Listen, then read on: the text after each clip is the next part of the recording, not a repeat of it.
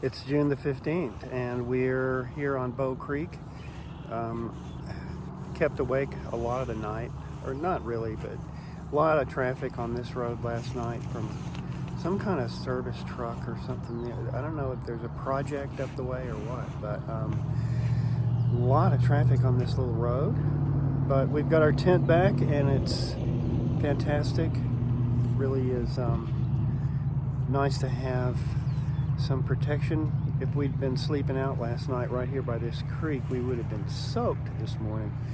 So it's all a road walk today, 16 miles to get back to the trail.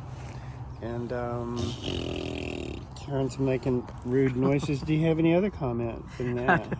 That's not sound. Oh, I don't like looking at myself. Oh, well, I wonder if anybody else does. If our 67 subscribers like to see you.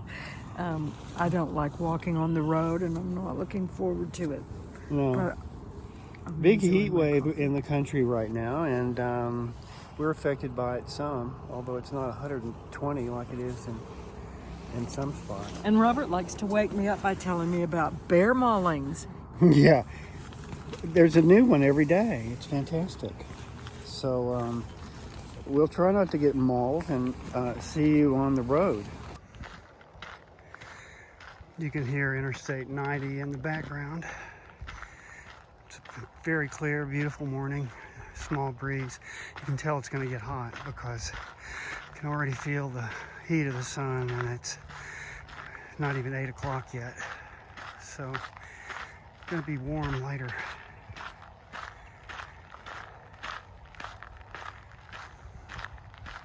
That's 10,600 foot Mount Hagen over there.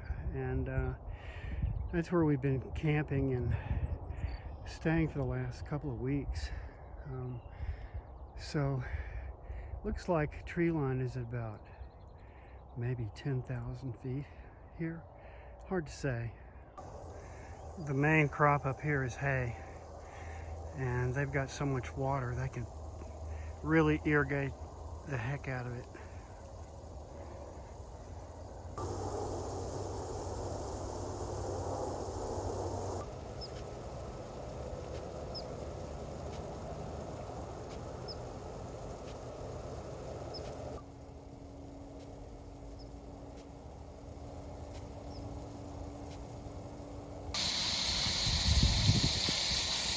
This system's just coming on.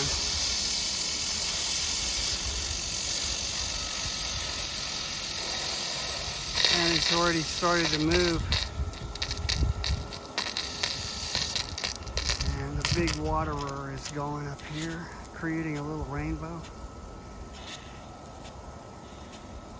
I guess they plant these fields in phases, and they're just working on a new germination.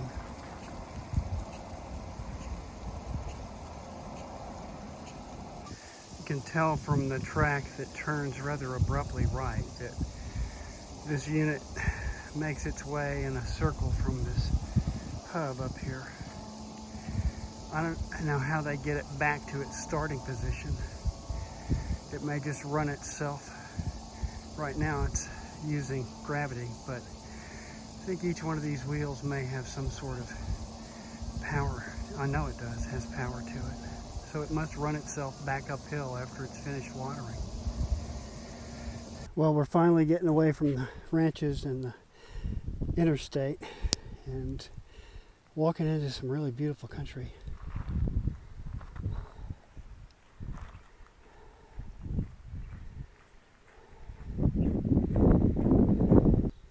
Hi guys, how are you? Huh? Having a good day? Why are you all pinned up?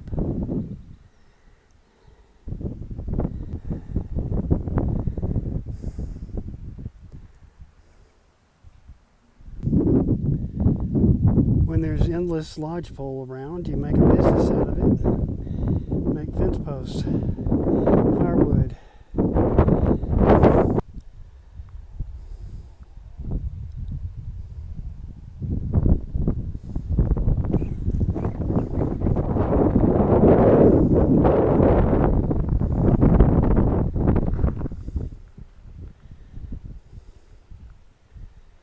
Well, it sounds like we need to get water at this contaminated creek with the heavy metals in it. Yeah, I'm gonna wait for the 2.5 spring.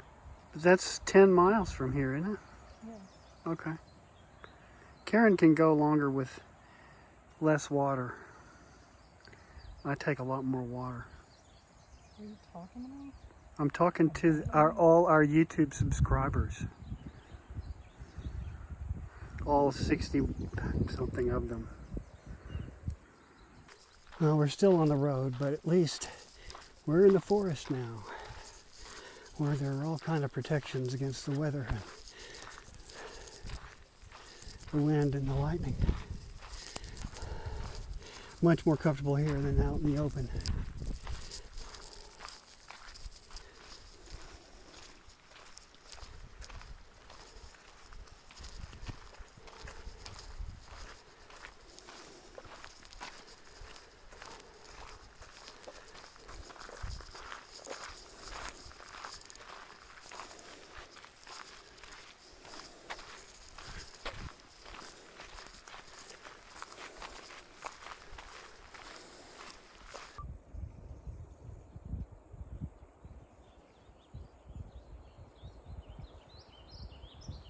We've done about 9 miles this morning, and we've stopped for lunch in the shade.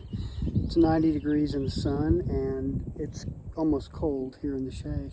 It's one of the nice things about being up here so far north. The shade is very cool. So we're going to have some tuna and on crackers. There she is making faces. That's what Mark said.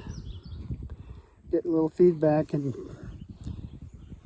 Karen's making faces behind my back.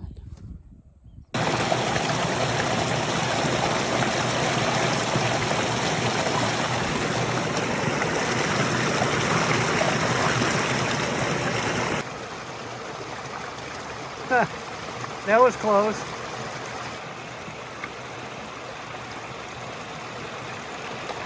Well, it's so hot, we're taking a mid-afternoon break, soaking my feet in the water, wash my hair off, which is getting pretty salty, and just killing some time. I think it's probably in the 90s now, and without our umbrellas, it's just brutal. With them, it's pretty hot.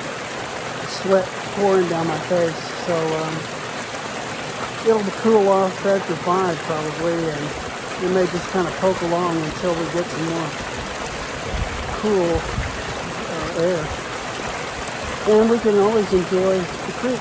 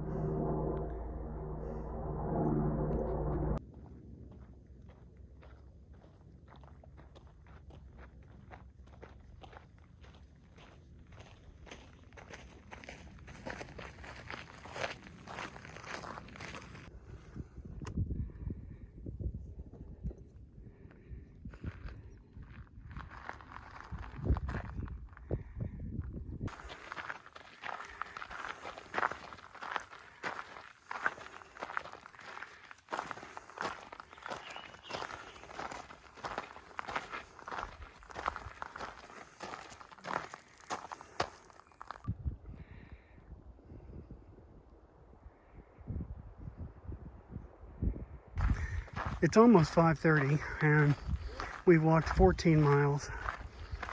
We're gonna walk at least one more mile to get on the main trail and off these roads, yay! And we'll finish the 52-mile long Anaconda alternate. So happy to be done with that bit, and really looking forward to more beautiful forests.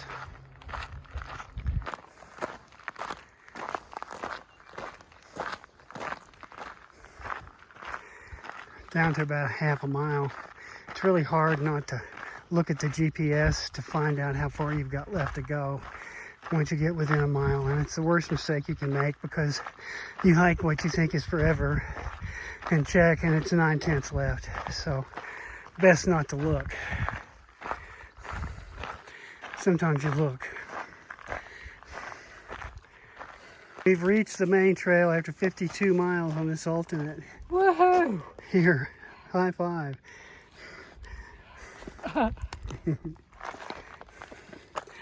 Okay. Now, there's a cattle guard. Now we turn here and there should be a campsite about Okay, so quarter of a mile. over there by No, other side of the campsite. no. Cattle guard. There's a stream down there, but we don't really need it. Okay. There's an ant bed? You may want to come have a look and see if it's something. That might not be perfect. Oh, there's several. Several ant beds? There. Oh, yeah, okay. Well, let's try to find another spot. Well, here's a day summary. We started at 4,700 feet at Bow Creek on the road and walked 15 miles today and climbed up to 6,800 feet, taking rests along the way because it was 90 degrees at least. So we broiled and our umbrellas came in super handy. And as the day got longer, we got some shade from trees alongside the road, but otherwise it was really hot. And I think the whole nation is, at least the West, is having a big heat wave right now. So now we're on the trail. So there was a campsite right here where the road met the Continental Divide Trail. So we're on the trail now and have how far? 45 miles. 48 miles to Elliston, where our next cache is. So that's where we're headed, and hopefully we'll have a good night's sleep tonight, and see you in the morning.